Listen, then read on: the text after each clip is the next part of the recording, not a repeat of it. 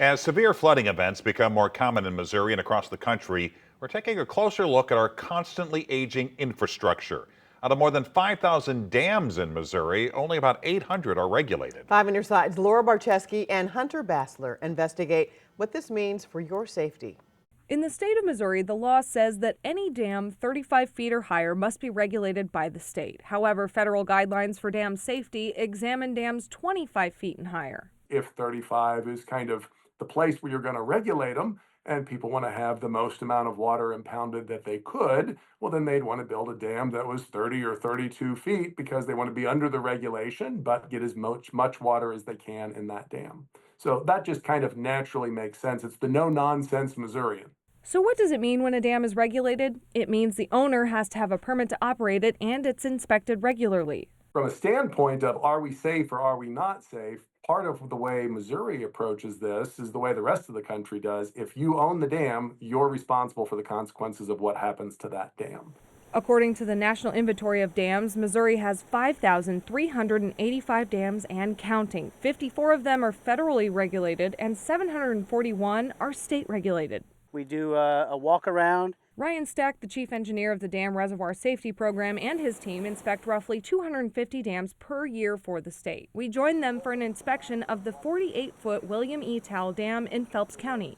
Dams in Missouri are generally built out of earth, and so we've got a lake on one side, and that lake's being held back by semi-porous clay. In an inspection, they use a little robot to easily inspect the spillway pipes. So this just helps us verify conditions of pipes through dams. Then they have an engineer walk the dam to make sure it's still the same height, while another engineer looks for things like rodent nests and invasive species. We will travel downstream of where the water would go from the dam to verify that there's been no new construction downstream. That controls the hazard classification. 1,478 dams are classified as high hazard potential. 23 of them are federally regulated. 498 of them are state regulated, including the Towle Dam. Stack says hazard levels actually have nothing to do with the health of the dam.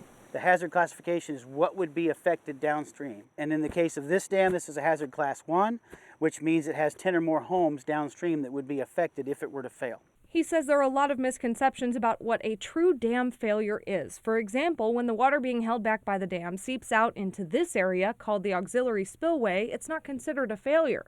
We can't allow water to go over the top because that's when you get dam failure. All high hazard potential dams that are regulated must have an emergency action plan should the dam fail. Only 490 high hazard dams have an EAP, and that means nearly 1,000 dams that are close to homes and businesses don't have one.